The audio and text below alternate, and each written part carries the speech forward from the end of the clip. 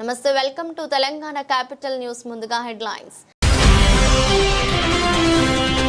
July 15న భారత్లో Tesla తొలి showroom ప్రారంభం. ఎలాన్ మస్క్కు చెందిన లగ్జరీ ఎలక్ట్రిక్ కార్ల తయారీ.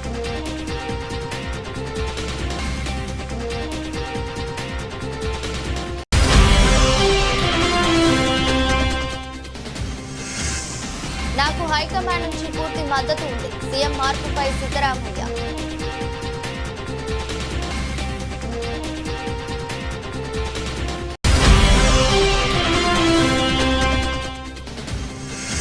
అండమాన్ దీవుల్లో చిక్కుకున్న అమెరికా నౌక రక్షించిన ఇండియన్ కోస్ట్ గార్డ్.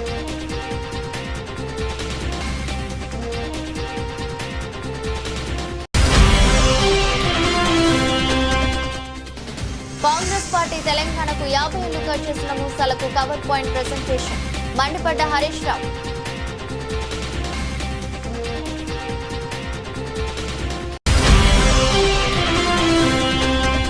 బీసీ రిజర్వేషన్ల ఆర్డినెన్స్ కు తెలంగాణ కేబినెట్ ఆమోదం. స్థానిక సంస్థల్లో బీసీలకు 42% రిజర్వేషన్ల కల్పన.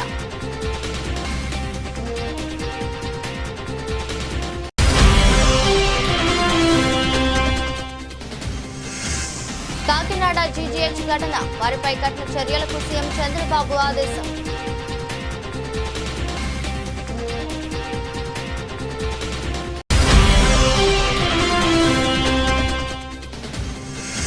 రేవంత్ రెడ్డి బీసీలను మోసం చేస్తున్నాడు. మాజీ మంత్రి ఎమ్మెల్యే గంగుల కమలాకర్ మండిపాటు.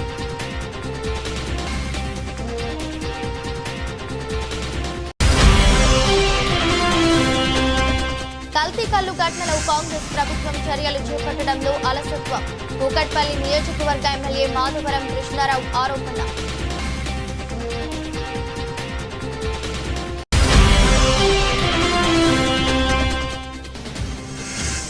బీసీలను కాంగ్రెస్ ప్రభుత్వం ఘరానా మోసం చేస్తుంది.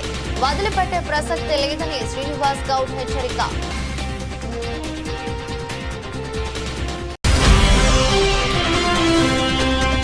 P40 పావర్టీ కార్యక్రమంపై సమీక్ష నిర్వహించిన చంద్రబాబు. మార్గదర్శులను ప్రోత్సహించేందుకు చర్యలు చేపట్టాలన్న సీఎం. ప్రపంచ కుబేరుడు ఎలాన్ మస్క్ కు చెందిన లగ్జరీ ఎలక్ట్రిక్ కార్ల తయారీ దిగ్గజం టెస్లా భారత్ లో అడుగు పెట్టేందుకు సిద్ధమవుతుంది. దేశ ఆర్థిక రాజధాని ముంబైలో తొలి షోరూం ప్రారంభించనున్నట్లు తెలిసింది. మరో 4 రోజుల్లో అంటే జూలై 15న టెస్లా భారత్ లో తొలి షోరూం ను అఫీషియల్ గా లాంచ్ చేయనున్నట్లు ప్రముఖ వార్తా సంస్థ రాయిటర్స్ నివేదించింది. ముంబై జియో వరల్డ్ లో ఈ షోరూం ప్రారంభించనున్నట్లు తెలిసింది. ఇందుకోసం ఇప్పటికే టెస్లా సంస్థ వై మోడల్ కార్లను చైనాలోని షాంఘై నగరంలో గల తమ ఫ్యాక్టరీ నుంచి తీసుకొచ్చినట్లు సమాచారం. డిమాండ్ ను బట్టి ఆ తర్వాత ఢిల్లీలోనూ షోరూం ఏర్పాటు చేయాలనే ప్రణాళికతో టెస్లా ఉందని సదరు నివేదికలు వెల్లడించాయి. ఈ షోరూం కోసం ముంబై నడిబొడ్డున Bandra Kurla complex business district లో 4000 చదరపు అడుగుల స్థలాన్ని టెస్లా సంస్థ అద్దెకు తీసుకున్నట్లు ఇటీవలే వార్తలు వచ్చిన విషయం తెలిసిందే. పార్కింగ్ సౌకర్యాలు గల ఈ షోరూం స్పేస్ కు గాను company promoter billionaire Elon Musk నెలకు 35 లక్షలు అద్దె చెల్లించనున్నారని తెలిసిందే. అద్దె ఏడాదికి 5% పెంపు ప్రాతిపదికన 5 ఏళ్ల కాలానికి యూనికో ప్రాపర్టీస్ నుంచి లీజుకు తీసుకుంది. ఈ ప్రాపర్టీ గ్రౌండ్ ఫ్లోర్ దేశీయంగా ఏర్పాటైన తొలి యాపిల్ స్టోర్ కు దగ్గరగా ఉంటుంది. రెంటల్ అగ్రిమెంట్ ఫిబ్రవరి 27న రిజిస్టర్ అయింది. 2.11 కోట్ల సెక్యూరిటీ డిపాజిట్ గా కూడా టెస్లా జమ చేసినట్లు సమాచారం. ఎలాన్ మస్క్ సారథ్యంలోని టెస్లా భారత మార్కెట్ లోకి అడుగు పెట్టేందుకు ఎంతో కాలంగా ప్రయత్నాలు చేస్తున్న విషయం తెలిసిందే.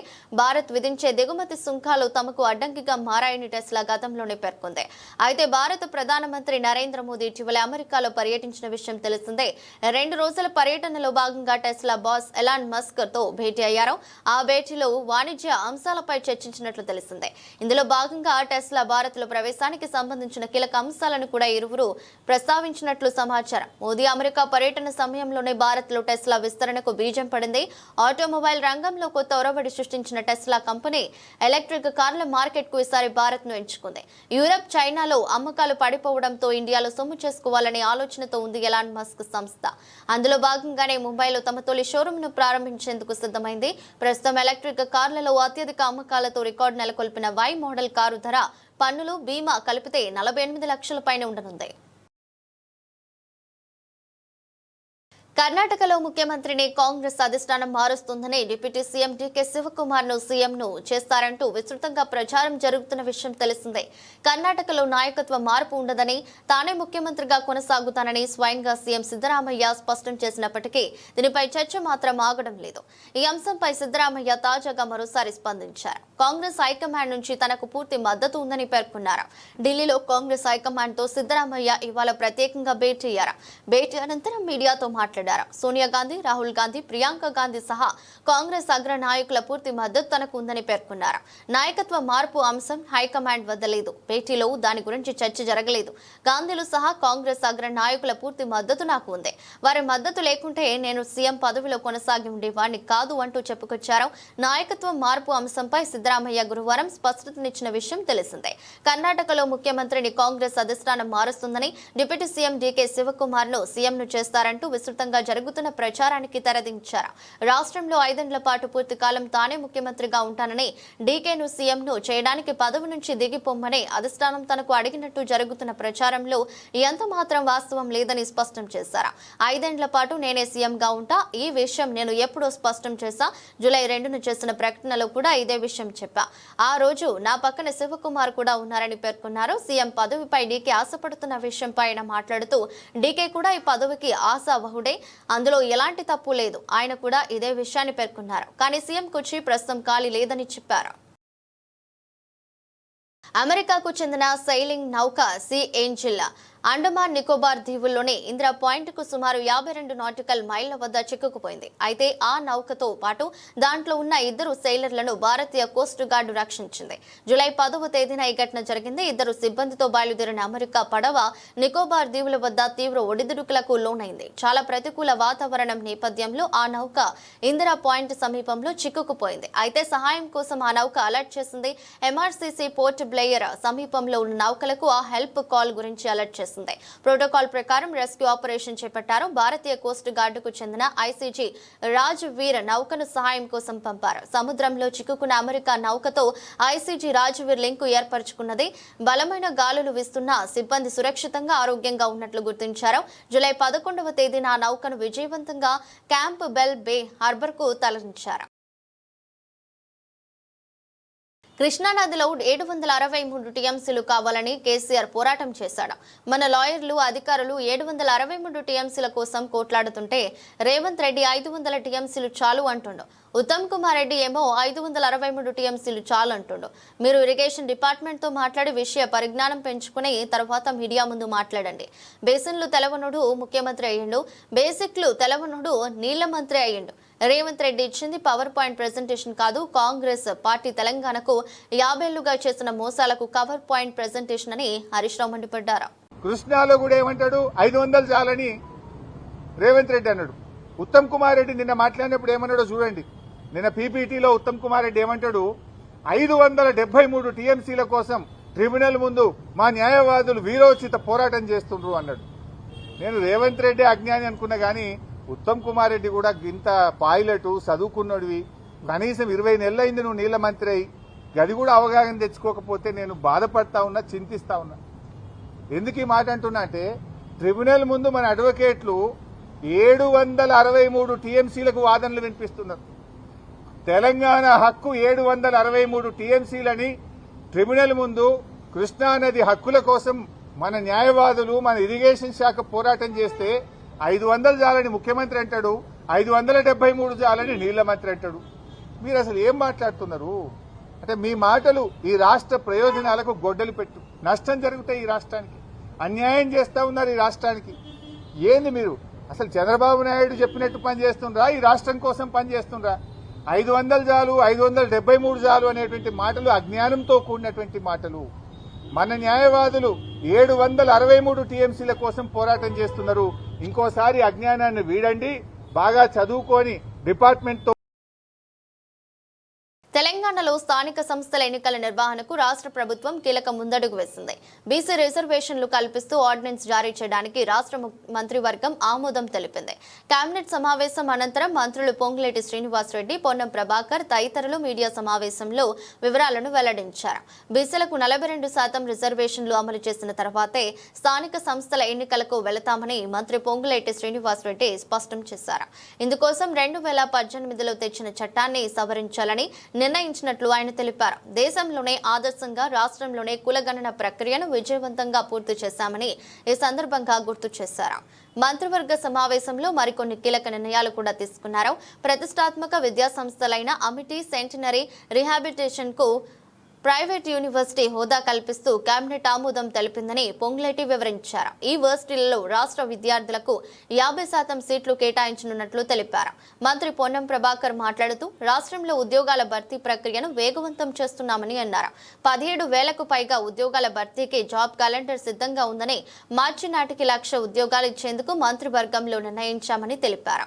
ఇప్పటి వరకు 19 కేబినెట్ సమావేశాలు నిర్వహించి 321 అంశాలకు ఆమోదం తెలిపినట్లు ప్రభుత్వం పేర్కొంది. కామారెడ్డి డిక్లరేషన్ ప్రకారం ముఖ్యమంత్రి రేవంత్ రెడ్డి నాయకత్వంలో బీసీలకు 42% రిజర్వేషన్లు పెంచుతూ కేబినెట్ నిర్ణయం తీసుకోవడంపై బీసీ సంక్షేమ శాఖ మంత్రి పొన్నం ప్రభాకర్ హర్షం వ్యక్తం చేశారు. కోర్టు తీర్పులో భాగంగా నెల రోజుల్లో రిజర్వేషన్లు పూర్తి చేసి ఎన్నికల జరపాలని ప్రభుత్వంలో 19వ కేబినెట్ చారిత్రాత్మక నిర్ణయం తీసుకుందని వెల్లడించారు. పార్టీలకు అతీతంగా బీసీల 42% రిజర్వేషన్లకు మద్దతు ఇవ్వాలని కోరారు. రిజర్వేషన్ల పెంపుపై నిర్ణయం తీసుకున్న ముఖ్యమంత్రి రేవంత్ రెడ్డి సహచర మంత్రులకు ప్రత్యేక కృతజ్ఞతలు తెలిపారు. అనంతరం మంత్రి వాకిటి శ్రీహరి పొన్నం మిఠాయిలు తినిపించుకున్నారు. తెలంగాణ రాష్ట్రంలో ఇందిరమ్మ ప్రభుత్వం వచ్చిన తర్వాత కేంద్ర ప్రభుత్వం దేశంలో ఏదైతే విస్మరించిందో ఆ విస్మరించిన దాన్ని తెలంగాణ రాష్ట్రంలో మోడల్ గా కులగణన చేస్తామని చెప్పి దాన్ని సక్సెస్ఫుల్ గా కులగణన చేయటమే కాకుండా ఆనాడు కామారెడ్డి బహిరంగ సభలో మా నాయకులు చెప్పినట్లు తప్పకుండా కాంగ్రెస్ పార్టీ ఇందిరమ్మ ప్రభుత్వం అధికారంలోకి వచ్చిన తర్వాత రోల్ మోడల్ గా పైలట్ గా తెలంగాణ రాష్ట్రంలో 42% బీసీలకి రాజకీయంగా వారికి రిజర్వేషన్ చేస్తామని ఇచ్చిన మాటలో భాగంగా ఏదైతే మొన్న సర్వే కులగణన జరిగిన తర్వాత దాని ఆధారంగా 42%తో అసెంబ్లీలో బిల్లు పెట్టి అసెంబ్లీలో బిల్లు ఆమోదింపజేసుకొని ఆ బిల్లుని గౌరవ గవర్నర్ గారి ద్వారా కేంద్ర ప్రభుత్వానికి చిత్తశుద్ధితో ఈ ప్రభుత్వం పంపించడమే కాకుండా అనేక పర్యాయాలు గౌరవ ముఖ్యమంత్రి గారు, మా బీసీ శాఖ మంత్రి వర్యులు, మిగతా సహచర మంత్రులు ఢిల్లీ పోయినప్పుడల్లా కూడా ఈ అంశం మీద అక్కడ సంబంధిత అధికారులతో సంబంధిత మంత్రులతో అనేక పర్యాయాలు చర్చించారు. దాని మీద వారు ఎన్నో కొర్రెలు రాస్తూ వచ్చి డ్రాగన్ చేసే కార్యక్రమాన్ని చేపట్టారు. అయినా కూడా ఈ రోజు కేబినెట్ కి గౌరవ అడ్వకేట్ జనరల్ గారిని కూడా పిలిచి న్యాయపరంగా భవిష్యత్తులో ఏ రకమైన చిక్కులు రాకుండా ఉండే విధంగా బీసీ సోదరులకి మొన్న ఏదైతే సర్వే చేయబడిందో సర్వే చేసిన దాని పద్ధతిలో 42% రిజర్వేషన్లతో స్థానిక సంస్థ ఎన్నికలకి పోవాలని ఈ రోజు కేబినెట్. కాకినాడ రంగరాయి మెడికల్ కాలేజీ ఘటనపై ముఖ్యమంత్రి చంద్రబాబు నాయుడు సీరియస్ అయ్యారు. నిందితులపై కఠిన చర్యలకు సీఎం ఆదేశాలు జారీ చేశారు. మెడికల్ కాలేజీలో విద్యార్థినులపై లైంగిక వేధింపుల ఘటనపై ముఖ్యమంత్రి ఆగ్రహం వ్యక్తం చేశారు. ఈ వ్యవహారానికి సంబంధించి అధికారులను నివేదిక ఇవ్వాల్సిందిగా కోరారు. ఈ క్రమంలో సీఎం చంద్రబాబుకు వైద్య ఆరోగ్య శాఖ అధికారులు నివేదికను సమర్పించారు. మెడికల్ కాలేజ్ ఆసుపత్రిలో ల్యాబ్ అటెండెంట్ గా పనిచేస్తున్న కళ్యాణ్ చక్రవర్తి అనే ఉద్యోగిపై ఈ నెల 9న విద్యార్థులు కాలేజ్ ప్రిన్సిపల్ కు ఫిర్యాదు చేశారు. ఈ ఘటనను సీరియస్ గా తీసుకున్న అధికారులు దీనిపై అదే రోజు కమిటీని నియమించి విచారణ చేపట్టారు. నిన్న రాత్రి వరకు విద్యార్థులతో విచారణ కమిటీ మాట్లాడి నివేదిక సిద్ధం చేశారు. చక్రవర్తితో పాటు మరో 3 కూడా వైద్య విద్యార్థినులకు వేధించినట్లు విచారణలో వెల్లడైంది. నివేదిక ఆధారంగా లైంగిక వేధింపులకు పాల్పడిన సిబ్బందిపై చర్యలకు సీఎం ఆదేశాలు జారీ చేశారు. మరోవైపు వైద్య విద్యార్థినులపై లైంగిక వేధింపులకు పాల్పడిన 4గురిని అధికారులు సస్పెండ్ చేశారు. ల్యాబ్ అటెండెంట్ కళ్యాణ్ చక్రవర్తితో పాటు ల్యాబ్ టెక్నీషియన్లు జిమ్మి రాజు, గోపాలకృష్ణ ప్రసాద్లను సస్పెండ్ చేస్తూ ఉత్తర్వులు జారీ అయింది. ఆ 4గురిపై పోలీసు కేసు నమోదు చేశారు. అలాగే ఈ ఘటనపై నివేదికను తీసుకున్న చర్యలను ముఖ్యమంత్రి చంద్రబాబుకు కాకినాడ జీజీహెచ్ అధికారులు పంపించారు. కాగా రంగరాయ్ వైద్య కళాశాలలో విద్యార్థినులను ట్యాబ్ ల్యాబ్ అటెండెంట్ లైంగిక వేధింపులకు గురి చేయడం కలకలం రేపుతోంది. బీఎస్సీ ల్యాబ్ టెక్నాలజీ కోర్సుల విద్యార్థినుల పట్ల ల్యాబ్ సహాయకుడు మరో ఉద్యోగి వికృత చేష్టలకు పాల్పడ్డాడు. శరీరాన్ని అసభ్యకరంగా తాకడం, బుగ్గలను నిమరడం వంటి జుగుప్సాకరమైన చేష్టలు చేస్తూ తమకు నరకాన్ని చూపించారని విద్యార్థినులు ఆవేదన వ్యక్తం చేశారు. అంతేకాకుండా విధుల్లో నిమగ్నమై ఉండగా అసభ్యకరమైన ఫోటోలు తీసి వాట్సాప్లకు పంపించేవాడని, రూమ్కు రమ్మని బెదిరించేవాడని, డబ్బులు ఏరవేసేవాడని కళాశాల ప్రిన్సిపాల్ కు ఈ నెల 9న విద్యార్థినులు ఫిర్యాదు చేశారు. దీనిపై అంతర్గత విచారణ జరగగా మైక్రోబయాలజీ, పాథాలజీ, బయోకెమిస్ట్రీ విభాగాల్లో కొందరు సిబ్బంది తమ పట్ల అసభ్యకరంగా వ్యవహరించారని 50 మంది విద్యార్థినులు కమిటీ యందు ఆవేదన వ్యక్తం చేశారు. గంజాయి వద్దు బ్రో, నేను ఈ విషయంలో మిమ్మల్ని అందరినీ కోరుతున్నా, మీరందరూ ఇది ఆషామాషిగా తీసుకోవద్దండి. నేను ఎన్నికల ముందు ఒక మాట చెప్పాను. మొత్తం ఏజెన్సీ ఏరియాలో విశాఖపట్నం, అరొక, పాడేరులో గంజాయి పెద్ద ఎత్తున పెంచారు. మామూలుగా కాదు, ఒక వ్యవసాయ వాణిజ్య పంటమారుగా పెంచి దేశానికి, ప్రపంచానికి సరఫరా చేసే పరిస్థితికి వచ్చారు. దీనివల్ల చాలా మంది పిల్లలు కాలేజీల్లో అలవాటు పడే పరిస్థితికి వచ్చారు. ఏ పనైనా కంట్రోల్ చేయగలుగుతాం, లా అండ్ ఆర్డర్ కంట్రోల్ చేయగలుగుతాం. ఒకసారి డ్రగ్స్ కి అలవాటు పడితే చాలా ప్రమాదం. ఆ విషయం మీరు గుర్తుపెట్టుకోవాలి. నేను ఒకటే హామీ ఇస్తున్నా, ఎవడైనా సరే డ్రగ్స్ అమ్మినా, గంజాయి పండించినా, గంజాయి అమ్మినా అదే చివరి రోజు మీకు గుర్తుపెట్టుకోమని హెచ్చరిస్తున్నా. మా పిల్లల భవిష్యత్తు ఆడుకోవద్దండి. అదే సమయంలో తల్లిదండ్రులు కూడా కోరుతున్నాం. నిన్నే ఆలోచించాం, ఎవరైనా ఒక షాప్ లో అమ్మితే ఆ షాపుని సీజ్ చేస్తాం. నిన్న మొన్న చూస్తే వ్యసనానికి బానిసలైపోయి విశాఖపట్నంలో పాడుబడిపోయిన ఎండల్లో గంజాయి మొక్కలు పెంచే పరిస్థితికి వచ్చారు. అలాంటి గంజాయి మొక్కల్ని ఎట్టి పరిస్థితుల్లో ఉపేక్షించాం, ఎక్కడ కూడా జరగనీయం, కఠినంగా ఉంటాం. ఆ ఆస్తిని కూడా ప్రభుత్వం స్వాధీనం చేసుకుని గంజాయి బాధితులకు ఖర్చు పెడతానని చెప్పి మీ అందరికీ తెలియజేస్తున్నా. అవసరమైతే భవిష్యత్తులో నేను హెచ్చరిస్తున్నా, మీరు మారకపోతే మీకు ఇచ్చే సంక్షేమ కార్యక్రమాలు కూడా బంద్ చేస్తామని వారందరికీ హెచ్చరిస్తున్నారు. బీసీ బిల్లును రాజ్యాంగంలోని 9వ షెడ్యూల్లో పొందుపరచకపోతే ఊరుకోమని కేంద్రం మీద ఒత్తిడి తెచ్చారా? ఢిల్లీకి పోయి ఒక్కరోజు ధర్నా చేసి తూతూ మంత్రంగా చేసి వచ్చేశారా? ఆర్డినెన్స్ ద్వారా 42% రిజర్వేషన్లు ఇస్తామని రేవంత్ రెడ్డి బీసీలను మోసం చేస్తున్నాడని మాజీ మంత్రి ఎమ్మెల్యే గంగుల కమలాకర్ మండిపడ్డారు. గతంలో బీహార్ ఎలా అయితే ఫెయిల్ అయినరో, తమిళనాడు అయితే ఎలా సక్సెస్ అయిందో, ఆంధ్రప్రదేశ్, మహారాష్ట్ర ఎట్లా ఫెయిల్ అయినరో, ఇవన్నీ పరిణామాలు తీసుకొని మీరు కూడా అలా వివరిస్తే తమిళనాడు తరహాలో వస్తాయని చెప్పేసి క్లియర్గా చెప్పడం జరిగింది. మీరు వల్ల క్యాబినెట్లో పెట్టి ఆర్డినెన్స్ తీసుకొస్తా అన్నారు. నేను రేవంత్ రెడ్డి ప్రభుత్వానికి సూటిగా ప్రశ్నిస్తున్నాను. నిజంగానే ఆర్డినెన్స్ ద్వారా రిజర్వేషన్ కలగాలంటే మరి 20 నెలలు ఎందుకు కాలయాపన చేశారు? 150-160 కోట్లు ఎందుకు ఖర్చు చేశారు? ఎందుకు కమిటీలు వేశారు?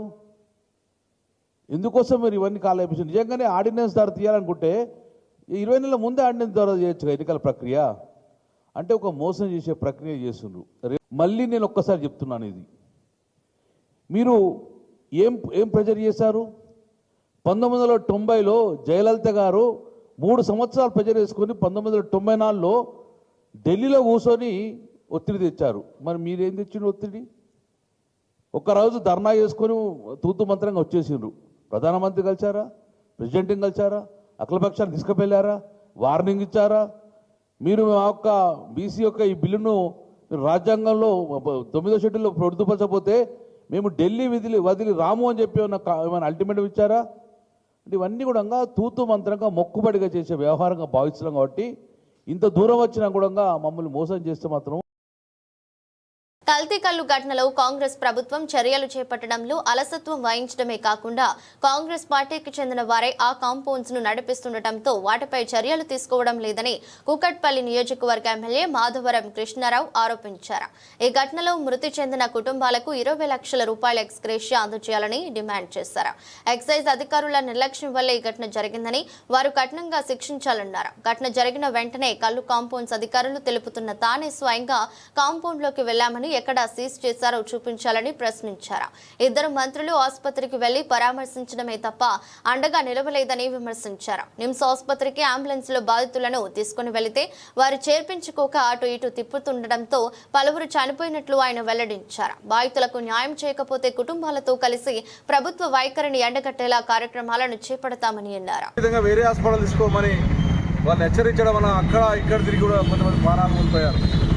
సరే ఓకే, ప్రాణాలు కోల్పోయినటువంటి వాళ్ళను వాళ్ళ ఇంటికి చేర్చే బాధ్యత ప్రభుత్వం మీద ఉంది. అయినప్పటికీ కూడా వాళ్ళు కనీసం ఒక అంబులెన్స్ అరేంజ్ చేయకుండా, ఒక డీసీఎం అరేంజ్ చేయకుండా చనిపోయినటువంటి వాళ్ళను ఈడ దొరితా పడేసి ఎన్ని ఇబ్బందులు పెడుతుంది ప్రభుత్వం అంటే అన్ని ఇబ్బందులు పెడతా ఉంది. ఇక్కడ చూస్తూ ఉన్నారు. ఇప్పుడు ఈడ ఆ అధికారులు ఏం చెప్పారు, మేము 3 సీల్ చేసామని చెప్పారు. చూస్తారు మీ కళ్ళ ముందే లోపలికి వచ్చాను. ఎక్కడ సీల్ లేవు, సీసాలు ఉన్నాయి, అన్నీ ఉన్నాయి. అంటే ఎంత దొంగ మాటగా మారుతున్నారంటే, ఇద్దరు మంత్రులు వచ్చి నిన్న స్టేట్మెంట్ ఇచ్చిపోయారు. 3 సీల్ చేశాం, 4 మీద యాక్షన్ తీసుకున్నాం అని చెప్పి గొప్ప గొప్ప మాటలు చెప్పడం తప్ప చనిపోయినటువంటి వాళ్ళకి ఈ రోజున నష్టపరిహారం ఏమి ఇస్తున్నారనేది ప్రకటించకుండా, ఉన్న వాళ్ళని ఏ రకంగా రక్షించాలనేటువంటి ఆలోచన లేకుండా ప్రజలతో చెలగమాడుతున్నటువంటి ఈ కాంగ్రెస్ పార్టీ ప్రభుత్వం ఆలోచన చేసుకోవాలి. ఎందుకు నీ పార్టీ లీడర్లది హైదర్నగర్ షాప్ అని ఆలోచన చేస్తున్నారా? నీ కాంగ్రెస్ కార్యకర్తల కలకంపులను ఆలోచన చేస్తున్నారా? ప్రజల బీసీలను కాంగ్రెస్ ప్రభుత్వం గరానా మోసం చేస్తుంది. 42% రిజర్వేషన్ల కోసం పూర్తిగా సహకరిస్తామని చెప్పాం. బీసీ బిల్లు ఆమోదం కోసం కేంద్రం వద్ద ఎలాంటి ప్రయత్నం చేయలేదు. గవర్నర్ ఢిల్లీకి పంపారు, కేంద్రం వద్ద ఉంది. మళ్ళీ ఇప్పుడు ఆర్డినెన్స్ తీసుకొచ్చారు. గతంలో రాష్ట్రంలో మహారాష్ట్ర, తమిళనాడు, బీహార్లో జీవోలు ఇస్తే కోర్టుల్లో నిలబడలేదు. అలా అనుకుంటే ముందే జీవో ఇవ్వవచ్చు కదా. 9 షెడ్యూల్లో పెట్టకుండా 70% రిజర్వేషన్లు ఎలా అమలవుతాయి? అఖిలపక్షం పెట్టకుండా ఏకపక్షంగా చేయడం బీసీలను అన్యాయం చేయడమే. చాలా అనుమానాలు ఉన్నాయి. 42% రిజర్వేషన్లకు చట్టబద్ధత కల్పించాలి, వదిలిపెట్టే ప్రసక్తే లేదని శ్రీనివాస్ గౌడ్ హెచ్చరించారు. పూర్తి మద్దతు. మీరు ఏ పోరాటం అయినా చేయండి, ఇక్కడ చేయండి, ఢిల్లీ కూడా వస్తాం, మీతో పాటు అఖిలపక్షాన్ని తీసుకెళ్ళండి, ప్రధానమంత్రిని కలుద్దాం, తమిళనాడు తరహా మనం సాధించుకుందాం అని చెప్పినాం. చెప్పిన తర్వాత ఒక్కరోజు కూడా మరి ప్రధానమంత్రిని కలవలేదు, రాష్ట్రపతిని కలవలేదు. హడావుడి చేసింది తప్ప ప్రయత్నం చేసినట్టు తెలంగాణలో ఒక చిన్న పిల్లానంటే చెప్తారు. ఢిల్లీలో పోయి 42% గురించి ఏమైనా అడిగిన రా చేసిందంటే అడగంది ఎవరు? అమ్మ కూడా అన్నం పెట్టదు. మరి ఈరోజు సడన్గా క్యాబినెట్ సమావేశాలు పెట్టి గవర్నర్ ఆర్డినెన్స్ అంటున్నారు. ఇదే గవర్నర్ గారు రాష్ట్రపతికి పంపిండు, అక్కడ పెండింగ్లో ఉంది. మళ్ళీ మీరు ఇప్పుడు ఆర్డినెన్స్ అని చెప్తున్నారు. ఆర్డినెన్స్ జియో ఇచ్చి ఆర్డినెన్స్ ద్వారా తెస్తామంటున్నారు. గతంలో 2018లో 396 జియో ద్వారా 34% పెంచి ఇదే మేము గవర్నర్ ద్వారా మేము రిజర్వేషన్ ఇచ్చి పెంచి ఇస్తామనే ప్రయత్నం చేస్తే స్వప్నారెడ్డి అనే ఒక పిటిషనర్ హైకోర్టులో వేసి కొట్టేశారు. ఈ 396 మీలాగా మేము ఇచ్చిన జియో ఆల్రెడీ కొట్టేయంగా సుప్రీంకోర్టుకి వెళ్తే సుప్రీంకోర్టు కూడా మీరు విత్డ్రా చేసుకుంటారా అని చెప్పి బెదిరించి విత్డ్రా చేయించుకోగా, మహారాష్ట్రలో కూడా సేమ్ జియో ఇస్తే ఎలక్షన్ నోటిఫికేషన్ తర్వాత కూడా రద్దు చేయంగా, మీ కన్న ముందర కనిపించంగా, తమిళనాడులో 3 సార్లు ఆంక్షలు పెట్టంగా,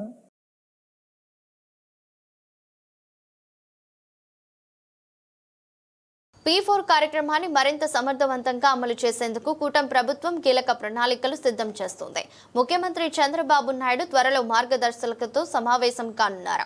P4 జీరో పావర్టీ కార్యక్రమంపై నిన్న తన క్యాంపు కార్యాలయంలో సీఎం చంద్రబాబు సమీక్ష నిర్వహించారు. P4 కార్యక్రమాన్ని మరింత ముందుకు తీసుకువెళ్లేందుకు చేపట్టాల్సిన చర్యలపై చర్చించారు. ఇప్పటి వరకు ఈ కార్యక్రమంలో మార్గదర్శకులుగా ఉండేందుకు 18,332 మంది ముందుకు వచ్చారు. వీరిలో పారిశ్రామికవేత్తలు, ఎన్ఆర్ఐలు, ఉన్నత వర్గాల వారు ఉన్నారు. వీరి ద్వారా 1,84,134 బంగారు కుటుంబాలకు చేయూత లభిస్తుంది.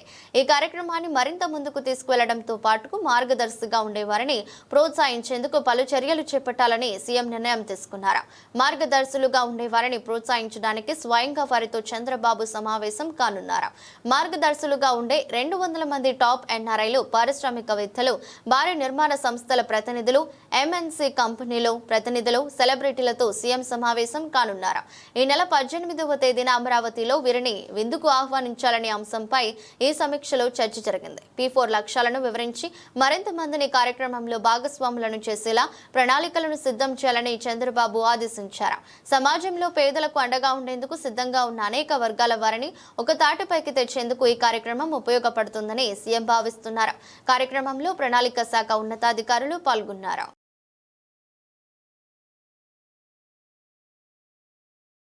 బంగారం ధరలు రోజు రోజుకు పెరుగుతున్నాయి. పేద మధ్యతరగతి కుటుంబాల వారికి షాక్ ఇస్తున్నాయి. ఓ రోజు తగ్గి 3 రోజులు పెరుగుతున్నాయి. గత నెలలో 94,000 దగ్గర ట్రేడ్ అయిన స్వచ్ఛమైన 24 క్యారెట్ల బంగారం ధర ఇప్పుడు 98,000 దగ్గర ట్రేడ్ అవుతుంది. అంతర్జాతీయ మార్కెట్లో ఔన్స్ ధర $3,300 పైన ఉంది. గత సంవత్సరంతో పోల్చుకుంటే ఈ సంవత్సరం బంగారం ధరలు 37.63% పెరిగాయి. గత 24 రోజుల పరిస్థితి చూసుకుంటే బంగారం ధరలు 70% పెరిగాయి. హైదరాబాద్ నగరం నిన్న 10 గ్రాముల 22 క్యారెట్ల బంగారం ధర $90,200 దగ్గర, 10 గ్రాముల 24 క్యారెట్ల బంగారం ధర $98,400 దగ్గర, 10 గ్రాముల 18 క్యారెట్ల బంగారం ధర $73,800 దగ్గర ట్రేడ్ అయింది. నిన్నటితో పోల్చుకుంటే 10 గ్రాముల బంగారంపై గ్రాముకు ₹1 చొప్పున ₹10 పెరిగింది. 10 గ్రాముల 24 క్యారెట్ల బంగారం ధర $98,410 దగ్గర, 10 గ్రాముల 22 క్యారెట్ల బంగారం ధర $90,210 దగ్గర, 10 గ్రాముల 18 క్యారెట్ల బంగారం ధర $73,810 దగ్గర ట్రేడ్ అవుతుంది. ఇంగ్లాండ్తో జరుగుతున్న 3వ టెస్టులో భారత కెప్టెన్ శుభ్మన్ గిల్ తనలోని మరో కోణాన్ని ప్రదర్శించాడు. బంతితోనే కాకుండా మాటలతోనూ ప్రత్యర్థులను ఎలా దెబ్బ కొట్టాలో చూపిస్తూ మైండ్ గేమ్తో ఆకట్టుకున్నాడు. దూకుడుగా ఆడే ఇంగ్లాండ్ బ్యాటర్లు 2వ సెషన్లో నెమ్మదించడంతో వారిని ఉద్దేశించి ఇక ఆసక్తికరమైన క్రికెట్ ఉండదు, బోరింగ్ టెస్టు క్రికెట్కు తిరిగి స్వాగతం అంటూ గిల్ వ్యంగ్యంగా వ్యాఖ్యానించాడు. గిల్ చేసిన ఈ వ్యాఖ్యలు స్టంప్ మైక్లో రికార్డ్ అయ్యాయి. గురువారం ప్రారంభమైన ఈ మ్యాచ్లో గిల్ కెప్టెన్సీ పరంగానూ తనదైన ముద్ర వేశాడు. తొలి సెషన్లో ఇంగ్లాండ్ ఓపెనర్లు కుదుర్చుకుంటున్న సమయంలో 14వ ఓవర్లో fast bowling allrounder Nitish Kumar రెడ్డికి బంతినిచ్చాడు. కెప్టెన్ నమ్మకాన్ని నిలబెడుతూ నితీష్ తన తొలి ఓవర్లోనే 2 కీలక వికెట్లు పడగొట్టి ఇంగ్లాండ్ను దెబ్బతీశాడు. మొదట బెన్ డకెట్, ఆ తర్వాత జాక్ క్రాలీని పెవిలియన్ కు పంపాడు. అంతకుముందు టాస్ గెలిచిన England captain Ben Stokes batting ఎంచుకున్నాడు. లంచ్ విరామానికి 83 పరుగులకు 2 వికెట్లు కోల్పోయిన ఇంగ్లాండ్ టీ విరామ సమయానికి మరో వికెట్ నష్టపోకుండా 153 పరుగులు చేసింది. జో రూట్, ఓలీ పోప్ నిలకడగా ఆడుతూ ఇన్నింగ్స్ ను చక్కదిద్దారు. 2వ సెషన్లో ఇంగ్లాండ్ కేవలం 24 ఓవర్లలో 70 పరుగులు మాత్రమే చేసింది. ఇదిలా ఉండగా మ్యాచ్ మధ్యలో వికెట్ కీపర్ రిషబ్ పంత్ చేతివేలికి గాయమవడంతో మైదానం వీడాడు. అతని స్థానంలో ధ్రువ్ జులెరా కీపింగ్ బాధ్యతలు చేపట్టాడు. వార్తలు ముగించే ముందు మరోసారి హెడ్లైన్స్. జూలై 15న భారత్లో టెస్లా తొలి షోరూం ప్రారంభం. ఎలాన్ మస్క్ కు చెందిన లగ్జరీ ఎలక్ట్రిక్ కార్ల తయారీ.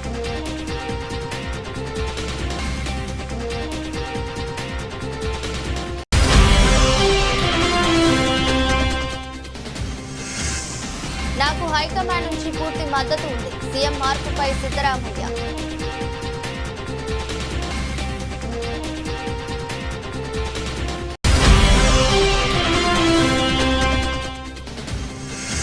అండమాన్ దీవుల్లో చిక్కుకున్న అమెరికా నౌక రక్షించిన Indian coast guard.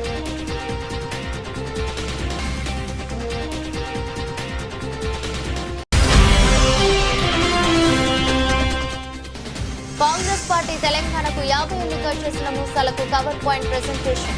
మండిపడ్డ Harish Rao.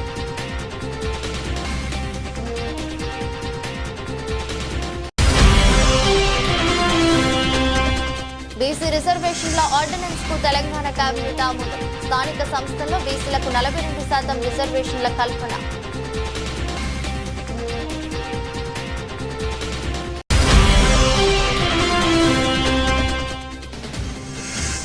Kakinada GGH ఘటన, వారిపై కఠిన చర్యలకు సీఎం చంద్రబాబు ఆదేశం.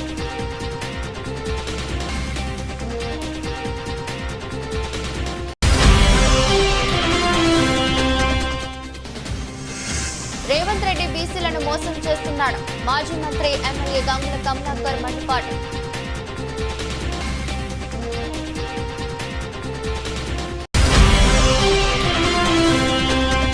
కల్తీ ఇటుకల్లు ఘటనలో కాంగ్రెస్ ప్రభుత్వం చర్యలు చేపట్టడంలో అలసత్వం. కూకట్పల్లి నియోజకవర్గ ఎమ్మెల్యే మాధవరం కృష్ణారావు ఆరోపణ.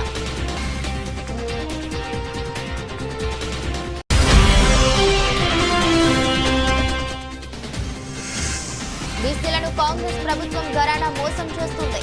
వదిలిపెట్టే ప్రసక్తి లేదని శ్రీనివాస్ గౌడ్ హెచ్చరిక.